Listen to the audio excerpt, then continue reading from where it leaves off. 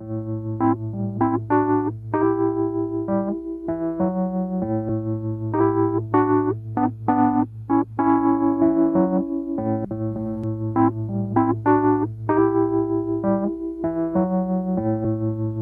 el aire de Radio Uruguay, inventamos entre todos la máquina de pensar. Acompáñenos en un viaje a través de los universos que vibran dentro de los libros. Bienvenidos al corazón de las palabras. La máquina de pensar. Conduce Pablo Silva Olazábal. Produce Gustavo Germán. Auspicia Biblioteca Nacional y Centro Cultural de España.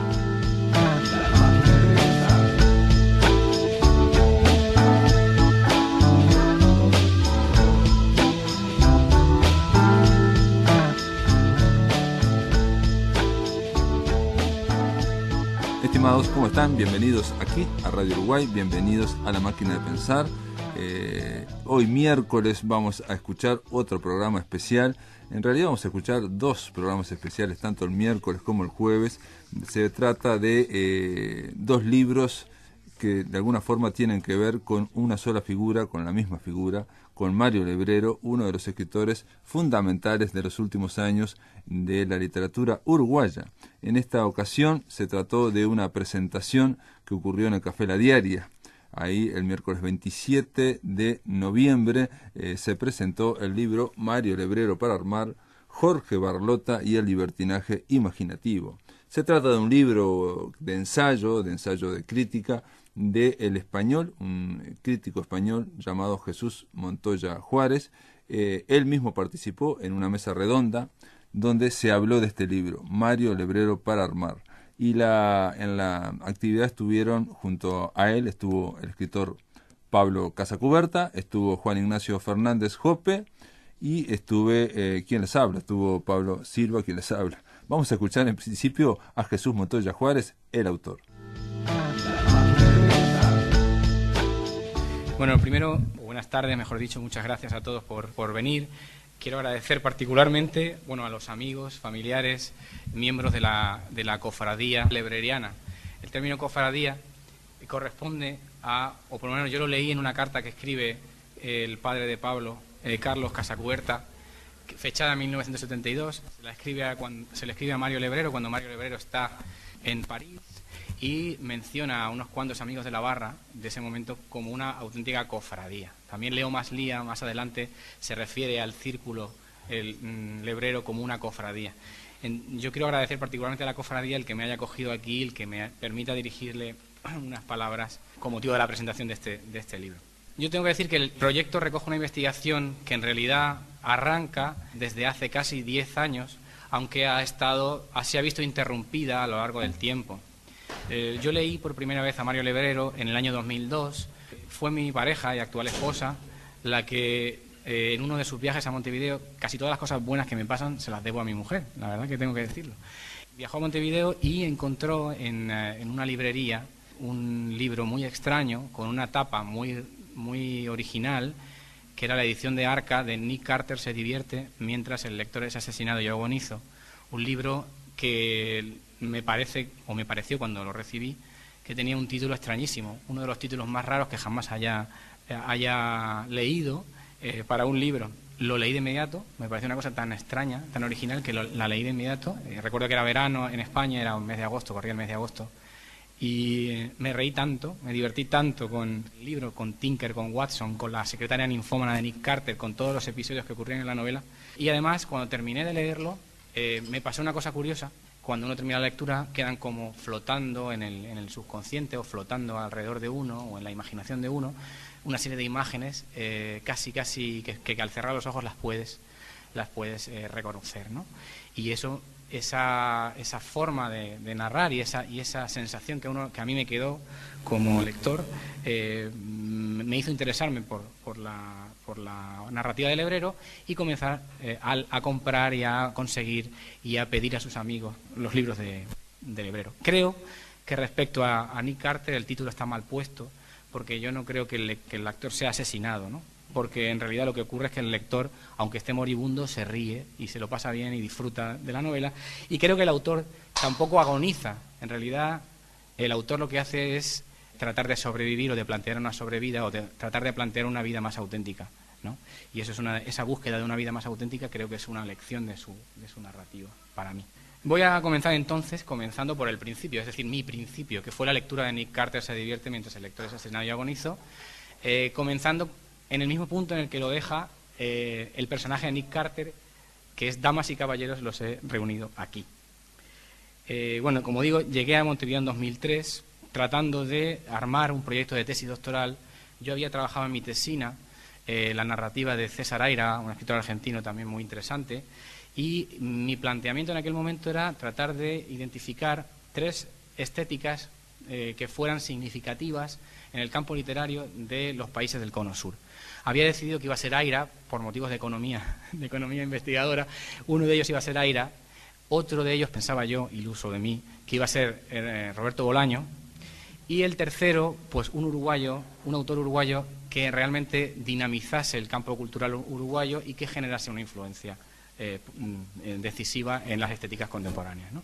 Y encontré a Mario Lebrero. Finalmente se cayó de ese proyecto de tesis Bolaño y el proyecto de tesis cambió y decidí trabajar sobre poéticas de la imagen y de los medios de masa en la narrativa del Río de la Plata, y Lebrero entró desde esa óptica, de estudio de la poética imaginativa o de las poéticas imaginativas, ¿no?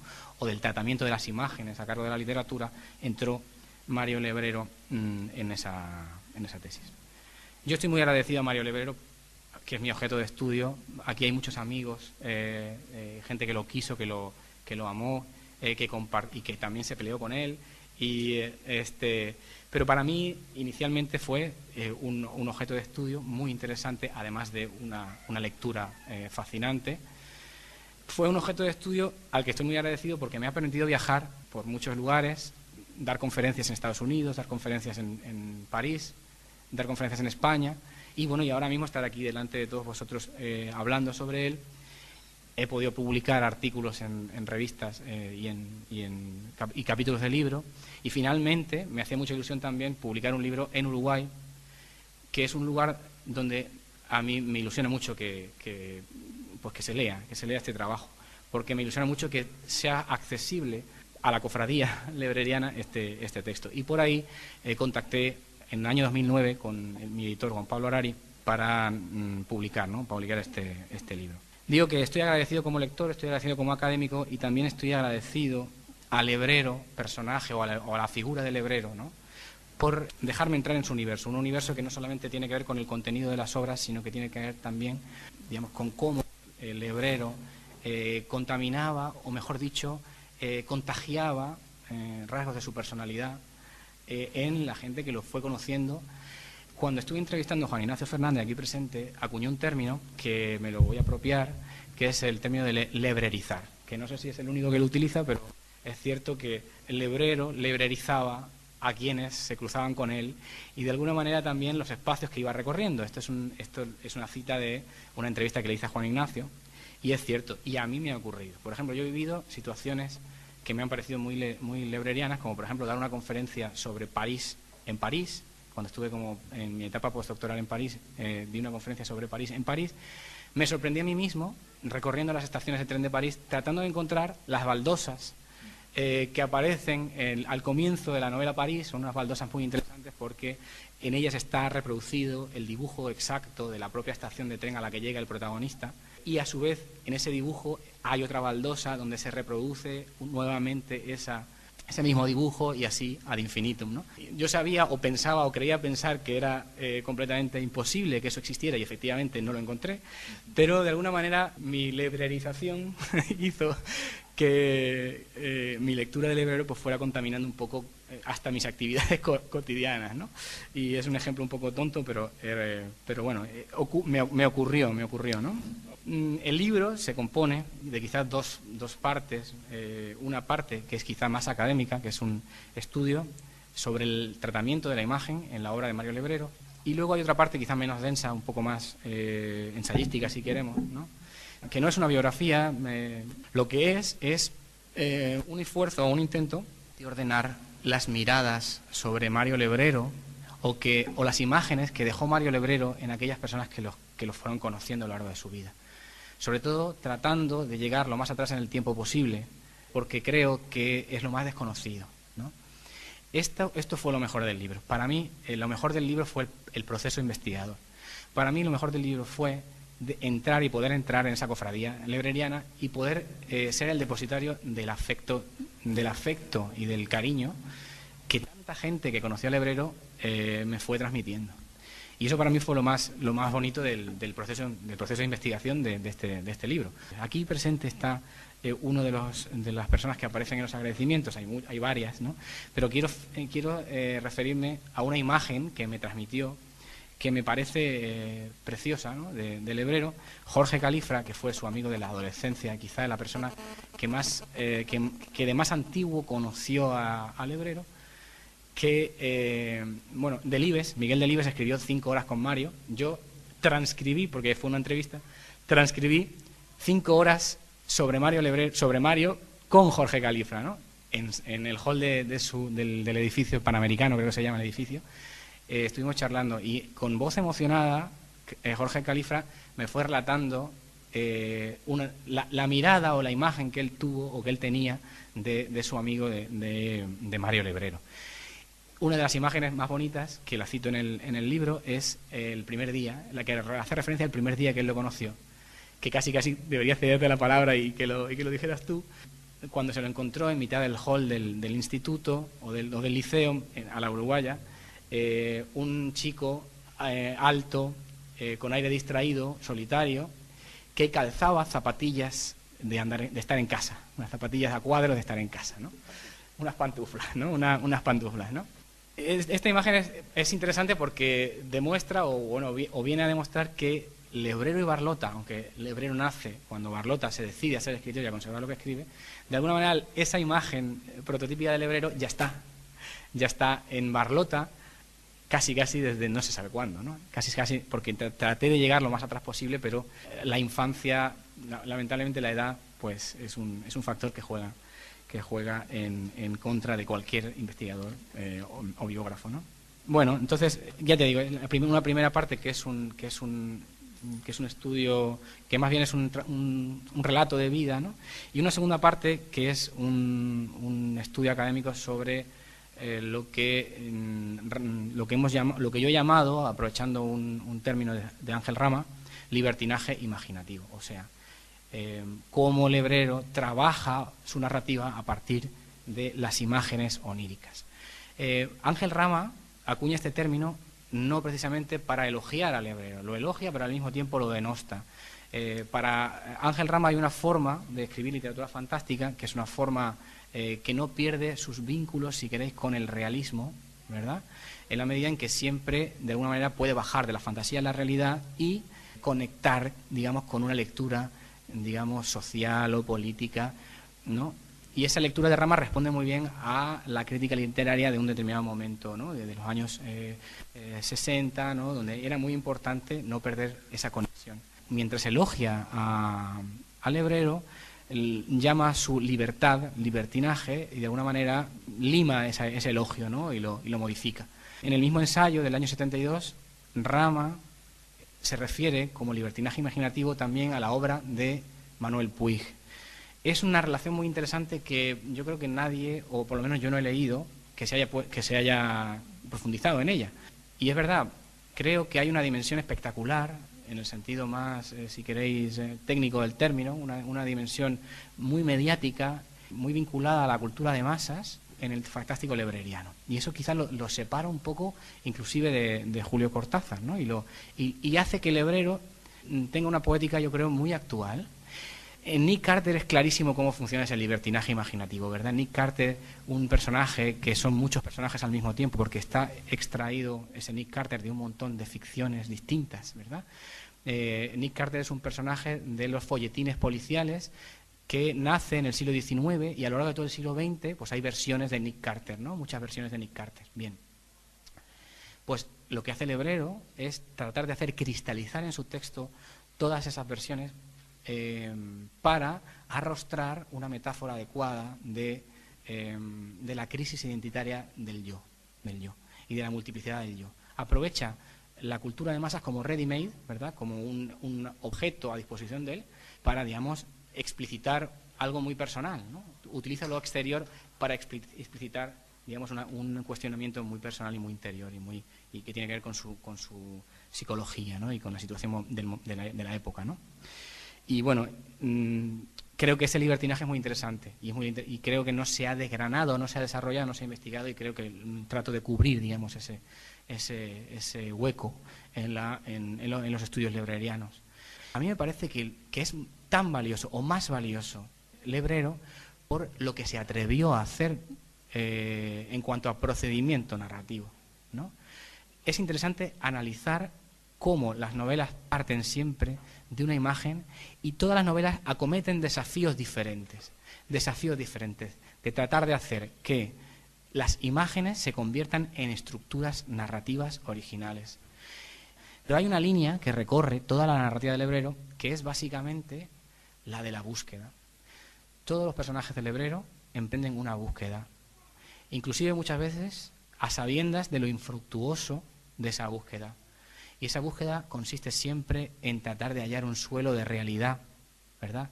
De conseguir más realidad para sí mismos, de conseguir más autenticidad para sí mismos, de conseguir un estado de la conciencia donde sea posible una trascendencia.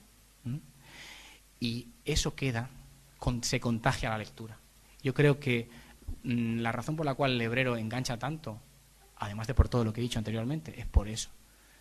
Porque contagia de ese afán que trasciende el propio hecho narrativo y dinamiza el interior de quienes lo leemos. Y nada más, no tengo más que decir. Gracias. En el aire de Radio Uruguay, La Máquina de Pensar.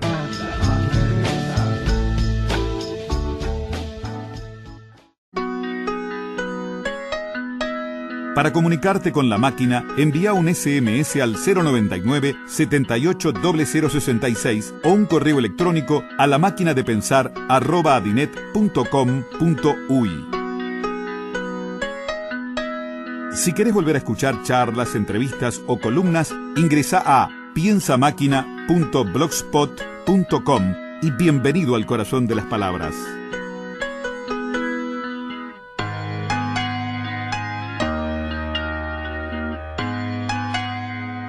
En este bloque los invito a escuchar a Juan Ignacio Fernández Jope y a quien les habla. Bueno, primero, hace unos 4 años en este mismo lugar, en La Diaria, exactamente el 30 de agosto de 2009, cuando se cumplían 5 años de la muerte de Jorge Barlota, Mario Lebrero, etcétera, organizamos un homenaje que se llamaba, con Nicolás Barlota, con el hijo de Jorge biológico, pero por lo tanto hermano mío también, hermano espiritual, dado que yo me autodefino como hijo espiritual de Jorge. Con la familia organizamos un homenaje que se llamaba ¿Quién era ese tal Jorge Barlota? Porque en ese momento ya sentíamos que justamente esa lebrerización que mencionaba Jesús, que de algún lado yo lo debo haber robado, lo debo haber lebrerizado de algún lado, ya no recuerdo dónde, estaba ocurriendo a pasos agigantados, y lo que eso hacía era que se perdiera al que estaba detrás de Lebrero, que era Jorge Barlota. Yo creo que Jorge en vida se encargó mucho de eso, de, digamos, esconderse detrás de Lebrero, no esconderse en un sentido negativo, sino como a veces un actor puede esconderse detrás de un personaje y de esa manera es más él mismo, esa paradoja. Me acuerdo que la publicidad, digamos, una postal que armamos para ese homenaje era una tira del Llanero Solitario, de una de sus historietas, en que un personaje que es la lombriz le dice al elefante, que es el protagonista, que tiene puesto un antifaz, y le dice, ¿por qué no se quita ese antifaz? Y nada, y el elefante lo mira con cara como diciendo, me descubriste, sí, yo soy el Llanero Solitario. Entonces desde ahí ya estaba ese sentimiento, digamos, ese deseo de rescatar a Jorge de las garras de Mario Lebrero. Y bueno, al leer el libro de Jesús, una de las primeras cosas que me emocionó muchísimo justamente es el capítulo biográfico que por supuesto que es sí, lo más extenso y completo que se ha escrito sobre Jorge en términos de biografía, y es un muy buen comienzo para ampliar lo que ahora son las 40 páginas, no sé, en 400, las que sean necesarias, dado que, como bien se ve en este comienzo, no solo es la vida de Jorge la que se atraviesa, sino que es la vida de toda una generación. De las cosas que mucho me emocionaron de esas páginas, no solo es ver la imagen de Jorge a través de otros, sino recordar a esos otros, por ejemplo a Jorge Califra, que Jesús mencionaba, del cual creo que la última vez que nos vimos hace ahora unos 15 o 20 años, y los recuerdo a los dos conversando y matándose de la risa realmente a carcajadas. Jorge Califra cuenta que, bueno, en esa anécdota increíble de cómo lo conoció Jorge en pantuflas en el medio del patio del liceo, exploté de la risa realmente con eso, y también esa otra anécdota de cómo Jorge durante un año básicamente no se había levantado de la cama en su cuarto y había diseñado un sistema para apagar y prender la radio y, sin moverse de la cama, y que básicamente escuchaba todo el día Radio Clarín, cosa que luego supimos hacer el primer año que nos vinimos a vivir a Montevideo, año en que mi madre Alicia, que está acá, Alicia Ope, todavía seguía trabajando en Colonia, y pasamos un año con Jorge que fue como un año de adolescentes en un apartamento en Positos, en que la radio Clarín estaba prendida todo el tiempo, y fue la primera vez que yo trabé contacto, digamos, con el tango, y que Jorge me aleccionaba a todas las horas pares, que es cuando canta Gardel. A mí también me pasa que me fue transformando, creo que Jorge mismo, que me lebrerizó mucho, a veces me ha puesto en un lugar de Juan Ignacio para armar, porque yo cuando me enfrento digamos, a una mesa de presentación, los últimos 2 meses justo se juntaron algunas, la semana pasada fui un contexto distinto a este, pero igual digamos, de lindo y también de exigente, en el sentido de volver a rastrear, de volver a bucear en los recuerdos, que fue en un centro comunal, un taller de lectura, que se reúnen señoras del barrio, y habían dado al hebrero y me invitaron para conversar sobre eso, sobre los recuerdos y sobre la vida de Jorge. Y un mes antes hubo unas jornadas librerianas en Buenos Aires, o sea, en una cosa académica, o sea, otra cosa distinta, pero ahí también hacer ese esfuerzo de hablar de Jorge y del hebrero, y de sentir que cada vez que hablo un poco, de algún modo, lo que digo, como dice Jorge muchísimas veces, se transforma en literatura, le queda grande, pero se transforma en lo contado, lo que uno tiene de experiencia real, de recuerdos, pasa a sumarse ahora a la grabación del programa de Pablo, o pasa a un texto, y entonces ahí siento que estoy yendo en contra de lo que se quiso rescatar con aquella cosa de quién era ese tal Jorge Barlota, porque uno va alimentando sin querer esa máquina que lo traga todo, esa gelatina que lo traga todo, y que es impresionante. Vos contabas eso de París, bueno, de verse envuelto en esa ficción, es inevitable. Yo creo que la realidad sigue dando esas señales. Una de las más impresionantes es que Lebrero se fagocitó la casa en la que vivíamos en Colonia, que en este momento se llama la Posada Lebrero, con un espacio, y las habitaciones de la que fue nuestra casa. En este momento cada habitación, digamos, de la Posada lleva el nombre de una de las novelas, y bueno, y la habitación que era mi cuarto, de hecho, lleva el nombre del alma de Gardel, que ahora al escribir estas cosas recordaba que fue una novela que Jorge me dio a leer, ni bien la terminó esa noche, ese año que pasamos en Positos casi solos, era mi primer año de liceo, fue fantástico. Me acuerdo que era el primer año de colegio y había una panadería cerca de la casa que vivíamos que se llama La Libertad, y muchas veces yo de tarde le dejaba una cartita a Jorge que decía: me fui a La Libertad, y después venía 3 horas más tarde porque me iba al colegio ahí, que nos reuníamos de tarde, bueno, buscando novias y esas cosas. Y bueno, Jorge me agarraba a la vuelta y hacía toda una explicación de que había puesto me fui a La Libertad, pero que mi inconsciente, etcétera. Bueno, nos divertimos mucho. Y bueno, y una noche así me muestra, acababa de terminar el alma de Gardel, y me acuerdo de leerla, y creo que no me acuerdo las palabras, pero solo recuerdo la imagen de él de una sonrisa de satisfacción, de bueno, se la di a este chiquilín y le gustó, así que puede funcionar. Esto de la posada Lebrero un poco ejemplifica, o es una imagen, otra imagen real pero literaria al mismo tiempo, de lo que me pasa cuando me vuelvo a enfrentar a esto y cuando escucho también lo que dice Jesús o lo que escribe Jesús también, de ese, o lo que todos sabemos, ¿no? De esa simultaneidad del Jorge real, del Lebrero escrito, etcétera, que me vuelve a pasar a mí cuando me enfrento que ya no sé bien qué fue literatura, qué cosas vivimos juntos, qué cosas ya fueron dichas en otros lados, pero lo que sí, por eso me emociona muchísimo, es que acá aparece Jorge Barlota, y eso para mí es realmente un rescate. Fue para mí una gran emoción encontrar esas 60 páginas en las que aparece Jorge y que aparecen sus amigos. Y nada, me parece que eso es lo que hay que caminar ahora, ¿no? Que es recordar eso, ¿no? Y a él y a toda esa generación. Bueno, no sé, esas son como unas primeras reflexiones que Pablo Harari me obligó a hacer porque agarré una lapicera, pero bueno, le paso el micrófono a Pablo Silva, que tengo a mi lado. Hace tiempo, un crítico uruguayo, Hugo Verani, me comentó que cuando un escritor importante se muere, me dijo, se dice que su obra entra en un limbo que dura aproximadamente 10 años, dijo que dura 10 años. Pasado ese tiempo, la obra de algunos elegidos vuelve a ser relanzada, estudiada, degustada por lectores y por la crítica, y la de otros no, quedan para siempre como en nombres importantes cuya obra no se cuenta, o sea, no se actualiza, no vuelve a la vida, quedan en el limbo. Y claramente me hablaba de caso de Onetti, ¿no? Que al cumplido los 10 años, bueno, fue de alguna forma, se había confirmado esta especie de lugar común de la crítica, me dijo Hugo en ese momento.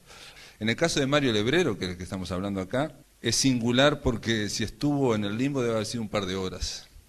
Desde el 2005 no ha parado de crecer cuando se editó la novela Luminosa y de ganar lectores y reconocimiento internacional. Quizás no se vio tanto aquí en Uruguay, pero sí a nivel internacional. Este año, en 2013, a 9 años de su muerte, es el año de la implosión, yo decía, de Lebrero. En Buenos Aires se publicaron 3 libros que lo tienen como asunto central, pero aparte se publicó un texto inédito, Burdeos, 1972, y aparece el libro de Jesús Montoya Juárez aquí en Uruguay, y se está preparando otro libro de crítica, de artículos críticos, que se va a publicar a principios del año que viene. De algunas formas, el libro de Jesús es el que devela, de todos los libros que he mencionado, es el que devela la parte menos conocida de Mario Lebrero, que es su biografía. Como yo ya se lo dije a Jesús en la radio, porque estuvimos conversando el lunes, a mí, como lector de Mario Lebrero, como lector, yo encuentro que la mayor parte de la crítica que he leído siempre sobre la obra lebreriana, siempre, se lo dije a Jesús, siempre encuentro un vacío o una carencia muy importante, porque ningún crítico habla o explica lo divertido que es leer a Mario Lebrero. Yo creo que el tema de lo divertido que es, eso no aparece en cuestión en ningún momento. Sus historias están llenas de acción, todo es muy vívido, a veces es como una película de dibujos animados, donde se da una visión y una versión de la realidad que está atravesada generalmente por el humor. Un humor muy estilizado, un humor que nunca es un chiste o que nunca es un gag de golpe y porrazo, sino que está más bien como si fuera el dibujo límpido de personajes y de tramas que parecen desprender un humor involuntario. Esto me parece importantísimo. El humor es involuntario, ¿no? Allí radica capaz el tremendo potencial, o uno de los tremendos potenciales que tiene la narrativa de Lebrero, porque Lebrero es gracioso más allá de su intención. Las cosas que él cuenta en serio parecen desbordarse como de ineficiencia, son sobrepasadas por una inadaptación al mundo que genera choques constantes. Entre paréntesis, esto que acabo de decir, este mecanismo, es un mecanismo humorístico muy frecuente, no es solo del Lebrero. Digo, yo creo que está en Woody Allen, está en Buster Keaton, está en El Gordo y el Flaco, y yo diría que está hasta en Mr. Bean, ¿no? La idea de ir chocando con el mundo, no ir pero tratando de hacer las cosas en serio. Esta forma de plantarse en serio, a veces, y a veces hasta indignado, contra una realidad que a menudo es impuesta por los que la rodean, y que se la dan como un sello de normalidad, genera reacciones que, contadas con esa prosa límpida de estructura perfecta, bueno, esto escrito así, como él escribe sus aventuras, impactan al lector con la fuerza de una carcajada, pero esa carcajada es una carcajada mental, y esa carcajada es la del lector y la del autor, la del escritor, porque a mí me da la impresión de que el Lebrero está hablando en serio y él mismo se causa gracia por lo que está diciendo, ¿no? Como en el verdadero humor uno se ríe, uno se ríe mentalmente. Para muestra, quiero decir, de esto que estoy diciendo, para probar, que yo creo que si hemos leído al Lebrero coincidirán conmigo, pero para muestra basta un botón y que tiene que ver con el libro de Jesús. Yo quisiera señalar 2 botones de muestra. El lector se entera a través de este libro que Lebrero en su juventud fue un miembro de la UJC, del Partido Comunista, que estuvo vinculado al Diario Popular y bueno, estuvo vinculado a su suplemento de humor. Esta actividad política, casi militante, para un hombre que terminó al final de su vida prefiriendo las reuniones con 1 o con 2 personas como máximo, porque eso daba intensidad, sorprende e impacta más saber incluso que participó en movilizaciones políticas. Y aquí está algo de lo que sale en este libro que es impresionante, que es la marcha a Punta del Este en enero de 1962. Ustedes saben, en el 61 vino Che Guevara aquí a Montevideo y en enero del 62 se hace esa reunión internacional, esa conferencia internacional, y hay una marcha en la cual las fuerzas de izquierdas van hacia Punta del Este, y en la que incluso está, me entero por el libro de Jesús Montoya, participa nuestro presidente, José Mujica, que habría que ver cuál es la versión de esa marcha que haría José Mujica comparada con la versión de esa marcha que hace Lebrero. Entre otras cosas, lo cuento, pero para que vean lo de contar algo en serio, pero que tiene un humor involuntario. Esto pasó en la vida real, pero parece un cuento de Mario Lebrero. Es decir, hicieron una marcha caminando hacia Punta del Este, obviamente cada tanto había que repostar, había que tomar agua, había que refrescarse y había que también comer para seguir caminando, y en un momento se encuentran con una gran parrillada de chorizos y choripanes, y bueno, van todos a comer, todos comen, y esos chorizos, nos enteramos después, estaban infiltrados por la ultraderecha para generar diarrea en los que lo habían comido y vómitos. Entonces produce eso y se genera casos de casi deshidratación y hay problemas, y bueno, ahí se queda muy diezmada esa marcha que continúa como si fuera una especie de gelatina, continúa hasta que llegan a Punta del Este, donde no llegan a pisar Punta del Este cuando lo agarra toda la policía, los llevan y los detienen, ¿no? Y ahí aparece Jorge Barlota entre los 40 detenidos. Entonces estaría bueno, eso es la versión que da Jorge Barlota, que da Mario Lebrero. Estaría bueno saber cuál es la versión que da Pepe Mujica de eso, ¿no? Es una anécdota bastante conocida, yo no la conocía, pero Lebrero tenía la versión de que podía ser infiltrado por sectores estalinistas del Partido Comunista. Y lo decía, y es un hombre inteligente y tendría su fundamentación, pero de vuelta digo lo mismo, él está contando algo en serio e indignado y genera esto que estamos viendo. El humor involuntario, un humor involuntario que abunda en su literatura y es uno de los elementos, creo yo, que la hacen tan divertida y entretenida. Yo quiero contar otro botón de muestra, que sería el segundo botón, que tiene que ver con este texto que se editó hace poco, ¿no? Burdeos 1972. Y si estando en Francia sin un peso o sin un franco y con la ropa mínima encima, decide, o mejor dicho, su compañera, Marie Claire, decide que es necesario comprarle al Lebrero algo decente para que no parezca un pordiosero francés. Así que lo llevan, van a una tienda de ropa de hombre, donde lo atiende un empleado, donde le muestra los pantalones, toda una serie de pantalones, que el hebrero detesta de inmediato, porque dice que tienen pollerita. Dice, refiriéndose a la moda de los pantalones Oxford, que en su momento, en el año 70 y pico, todo el mundo estaba, ¿no?, con los pantalones Oxford. Igual, entre la mujer y el dependiente lo obligan a probarse un pantalón Oxford, y él, viéndose al espejo, dice que no, que nunca, que él quiere otros, que quiere pantalones normales. Y el vendedor, tanto el vendedor como su compañera, como la francesa, le dicen que eso es lo último y que eso es lo normal, y agrega el vendedor, y es lo único que tengo en la tienda, es lo único que se vende. El hebrero dice que hay gente en la calle que tiene pantalones sin pollerita, y salen, y dice, a ver, muéstremelos, y salen y no encuentran ninguno. Y así termina reivindicando igual él sus pantalones uruguayos y se va sin comprar. No compran nada. Lo de Burdeos pasó en el año 72, los primeros libros, bueno, ya saben, son del 70, y no es tan difícil imaginarse aquella época en la que editores, críticos y públicos coincidían en lo que era bueno o lo que se podía definir como lo esperado. Y no es difícil imaginar a Mario Lebrero diciendo o pensando: eso yo no lo quiero usar, yo no me lo voy a poner. Esa rebeldía de ir en contra del sentido común, de ser fiel a su propio proyecto, o mejor, proyecto literario, o mejor dicho, yo diría, a su propia verdad personal, es lo que explica, creo, su actual originalidad, y sobre todo el poderío de su literatura, que no deja de ganar lectores.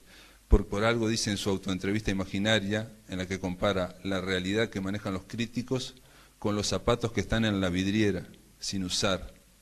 Como si los que usara yo, dice el hebrero, que están deformados por el uso, fueran menos reales que los otros, que los que están en la vidriera. Y ese es este gesto el que se encuentra y que genera la fuerza de su obra, porque él intenta ser fiel a su mundo interior.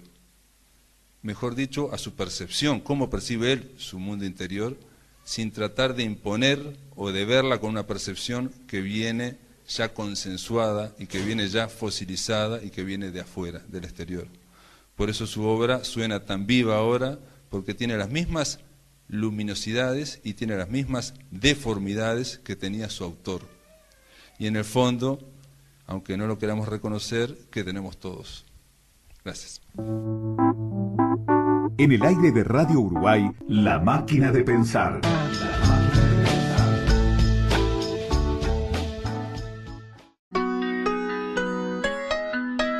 Para comunicarte con La Máquina, envía un SMS al 099 78 0066 o un correo electrónico a lamaquinadepensar@adinet.com.uy. Si querés volver a escuchar charlas, entrevistas o columnas, ingresa a piensamáquina.blogspot.com y bienvenido al corazón de las palabras.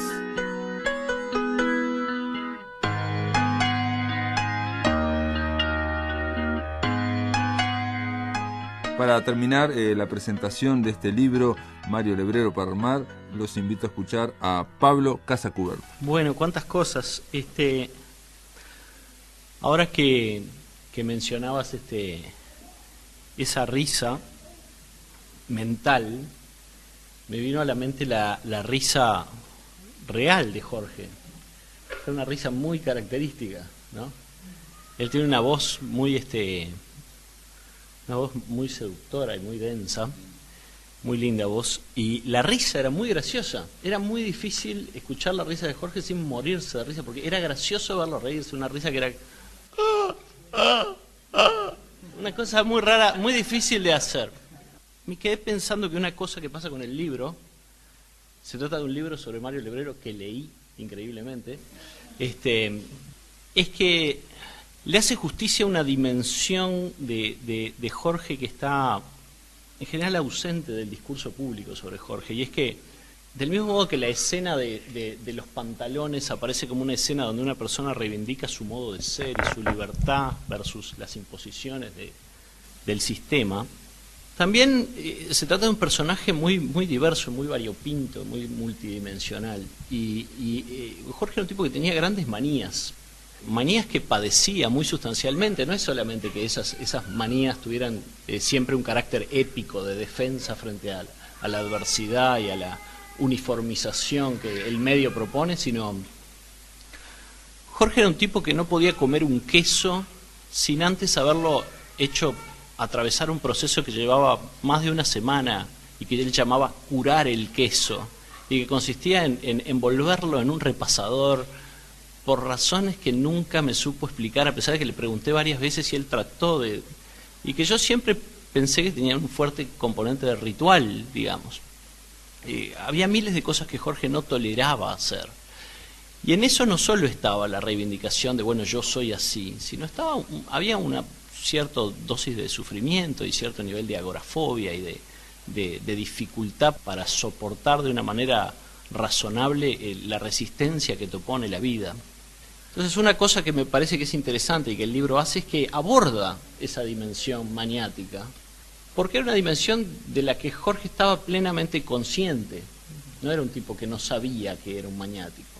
Y al mismo tiempo era difícil para mucha gente que se aproximó a Jorge bajo la forma del hebrero, era muy difícil no ver en él esta figura libertadora y en cierta medida confundir ese carácter libertador vocacional con esas manías y pensar que eran más o menos dos elementos de una misma voluntad de resistir los embates del mundo, digamos. Yo tuve una relación con Jorge muy personal, diría yo que fue mi primera relación personal. Fue la primera relación personal que yo tuve con un adulto. Cuando yo era niño empecé a ser amigo de él de una forma que no había tenido ningún amigo niño de esa manera yo. Es decir, una persona con la que uno podía hablar absolutamente de cualquier tema y no había que reducirlo o caricaturizarlo o resumirlo porque uno era un niño. Él lo trataba a uno, no es que lo tratara a uno como un adulto, lo trataba a uno como un par. El hecho de que uno era niño era obvio para todos, pero hasta ese momento los adultos con los que me había relacionado eran mis padres, que en todo momento tenían presente que yo era su hijo. Y Jorge no, Jorge de alguna manera te trataba como si vos fueras Pablo, y lo que vos eras para él. Entonces, por esa misma razón nunca tuve una relación muy centrada en la literatura con él. Yo hablaba de hecho muy poco sobre literatura con él. En su lista favorita de temas la literatura rankeaba bastante bajo, hay que decirlo. El tema favorito de Jorge era siempre la vida sentimental, preferentemente la vida sentimental del interlocutor. Y su segundo tema favorito en general tenía que ver con la trama de la realidad. Era un tipo muy interesado en la ciencia, a pesar de sus serios resbalones parapsicológicos. Era un tipo que le interesaba la ciencia, le interesaba la neurofisiología, le interesaba la cognición, le interesaba entender las dinámicas materiales por las cuales uno puede concebir que el mundo se aviene a un cierto modelo. Entonces, yo en general lo que me pasó a lo largo de la vida es que el hebrero llegó súper tarde a esa interacción. Yo durante muchos años nunca no conocí a Jorge, además, eso es una rareza. Yo nací y Jorge era parte del paisaje de la vida de mis padres y por ende de la mía, pero fue a los 6 años que nos hicimos amigos. O sea, fue la época en donde uno empezó, por ejemplo, a pedir, por ejemplo, para visitarlo. Y en realidad después nos hicimos bastante sustancialmente amigos después de mis 18 años. Me tocó muchas veces visitarlo en Colonia, en la época que Juan Ignacio era un niño. ¿Saben lo lindo que era Juan Ignacio de niño? No se imagina. Un niño sensible, con una sensibilidad musical, una maravilla. Que no nos daba la más mínima bola. Cuando uno venía a visitar a Jorge, él entraba y salía de la habitación y no lo miraba a uno a los ojos. Pero bueno, ese era el Juan Ignacio de esa época. El tiempo obró maravillas. Y yo, por esa misma razón, nunca formé parte, por ejemplo, de sus talleres o de su universo literario y nunca fui un lebrerista. Yo creo que una de las grandes dimensiones del respeto que yo sentía que él me tenía es que nunca intentó lebrerizarme. Por ejemplo, él vocacionalmente trataba de convencer a las personas de que renunciaran a su trabajo. Era una cosa que creo que hizo con unas 80 personas, con éxito. Y él me decía, yo no te voy a tratar de convencer de que renuncies a tu trabajo porque me parece que estás contento. Y era una cosa como increíble, que él realmente no me intentó liberar prácticamente de nada, a pesar de que se ocupó mucho de mí y en muchas dimensiones cumplió el rol de un padre. Nuestra relación fue muy asidua, yo lo veía mucho a Jorge, en sus últimos años lo veía prácticamente todas las semanas íbamos a cenar al único restaurante donde toleraban su nivel de intervención sobre la preparación de la comida. Él tenía como un set de 20 instrucciones que le daba a una persona para preparar un churrasco. Y además, en general pedía siempre lo mismo, un churrasco. Solo comía un churrasco solo, y sin guarnición. Pero no es que por pedir ese churrasco su pedido fuera simplemente así, tráigame un churrasco, ¿no? Él hablaba bastante sobre cómo era el proceso para prepararlo. Entonces íbamos siempre a un mismo restaurante, que era el restaurante donde él lo toleraba, y además lo amaban. Es gracioso porque eran unas italianas que lo llegaron a querer mucho. Entonces me tocó ya de grande tener esas conversaciones donde una persona ya sabe que se está poniendo bellotto, y en el caso de Jorge, él sabía que tenía una salud bastante frágil, y sobre todo sus últimos 2 años, todas las conversaciones tenían un tinte especialmente trascendente, digamos. Y a pesar de que no tuvimos una relación muy literaria, tuvo un impacto muy grande en mis libros. Hubo un libro, por ejemplo, en particular, al cual él le sacó la friolera de 150 páginas. Me acuerdo que en ese momento yo estaba viviendo en Inglaterra y había escrito un libro que me gustaba, y un poco sintiendo que el libro no era suficientemente denso o cargado de contenido, le agregué toda una sección muy inapropiada y que, bueno, no sé qué estaba buscando. Y él me hizo borrar esas 150 páginas, me mandó un mail y yo se lo contesté literalmente en 2 minutos. A los 2 minutos le dije, está hecho. Me dijo, no, me dice, no, yo no te sugiero sacarlas, pero no, están muy bien sacadas. Y él, como vivía con mucha culpa el hecho de que yo le daba mucha bola a sus opiniones. Y nada, creo que lo que pasaba es que esa condición de persona que es una referencia de su vida, a pesar de que yo no era un amigo como Jorge Califra, que fue un coetáneo. Yo me acuerdo que hubo una cena, por ejemplo, donde habíamos varias personas y para todas estas personas él era Mario. Y en determinado momento, refiriéndome a él y porque estaba con otras personas, dije, no, porque lo que pasa es que Mario... Y me acuerdo que me paró en seco y me dijo, quedan 5 personas que me dicen Jorge. Si estas personas me dejan de decir Jorge, desapareceré. Y me acuerdo que ese carácter histórico era como importante en nuestra interacción. Una cosa que me parece que ocurre con este tema del lebrerismo o la lebreromanía es que hay una distorsión muy grande de quién era la persona, ¿viste? La persona Jorge. Yo me acuerdo que el día del velorio de Jorge, yo llego al lado del féretro y hay un muchacho, presumiblemente de uno de sus talleres, que le estaba agarrando la mano y acariciando la frente, y cualquier persona que hubiera conocido remotamente a Jorge habría sabido que ese nivel de contacto con un hombre le habría repugnado, y siento que esa especie de promiscuidad relacionada con el mundo de Jorge le hubiera perturbado mucho, del mismo modo que Marx era un tipo bastante despierto y no todos los marxistas comparten esa condición. Lo mismo pasa con Lebrero y los lebreristas. Hay como una voluntad de convertirlo en una especie de mártir de la libertad. Yo creo que Jorge es un tipo que podríamos definir como más libre que la media, pero ciertamente no era el Bolívar de nada, era una persona. Y un poco lo que a mí me pasa es que Jorge jamás habría usado la palabra cofradía. Eso era una cosa que de repente, de alguna manera, contribuía al imaginario de los que lo querían o lo rodeaban, pero a él no le gustaba esa especie de enjambre en su torno, justamente por esa dificultad que él tenía para lo multitudinario. A mí, por ejemplo, me alegra mucho el boom de las publicaciones de Jorge, pero en la misma medida me indigna, ¿no?